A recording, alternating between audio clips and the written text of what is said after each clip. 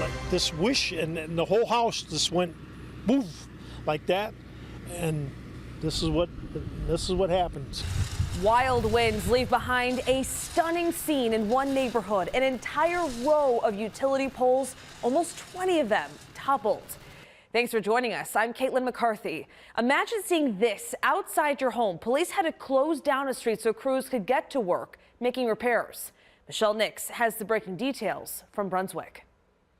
17 utility poles all in a row come tumbling down like dominoes, leaving hundreds without power.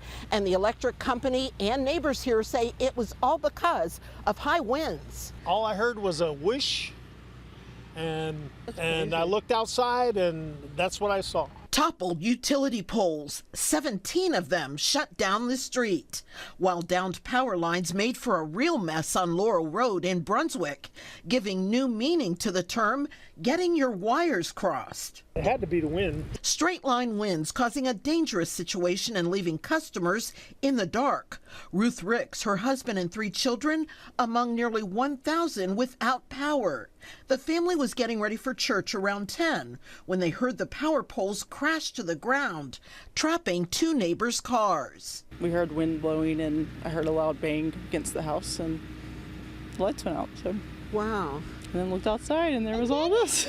In the interest of safety, First Energy crews working nonstop to clear downed wires as well as electric transformers that hit the ground, while also working feverishly to restore power.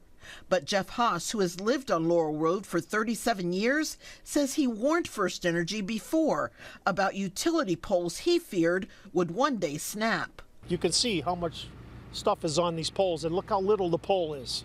Yes. I've called before and told them that this pole, because it looked like a banana before, and So they just said, no, you know what, there's nothing we can do.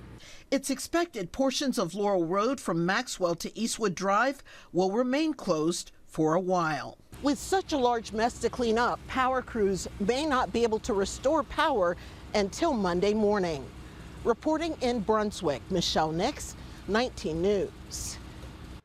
And just look at what that powerhouse storm did in Cleveland's Tremont neighborhood. The fierce winds toppled a huge tree at Abbey Park. Half of it just sheared off, dragging down the power lines at West 19th and Smith. The top of the power pole literally snapped, leaving it hanging at a crazy angle. And this pole in even worse shape. All of these wires a tangled mess. Illuminating company crews quickly headed to the scene to repair all that damage.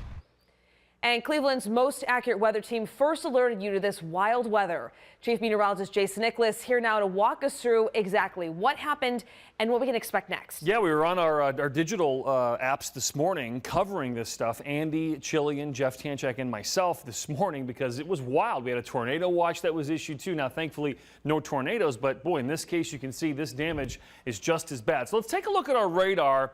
First and foremost, this is around 11:30 this morning. This is not live. This is from this morning. That's when heavy rains and gusty winds were moving through the Strongsville and Brunswick area. But there was also a lot of wind before the rain blew in. And I think that's what happened in Brunswick. Strong wind gusts were around, not only there, but across northern Ohio. You can see Akron-Canton Airport near 70 miles per hour. Now, we didn't have an observation in Brunswick, but there's a good bet that that flirted with at least 70 miles an hour as well. Youngstown 63, Lorraine, Elyria 61. Look at Cleveland 59. These are wind gusts that happened earlier today. Parma and Worcester right around 50 miles per hour. Again, earlier today, this morning, into the early part of our afternoon.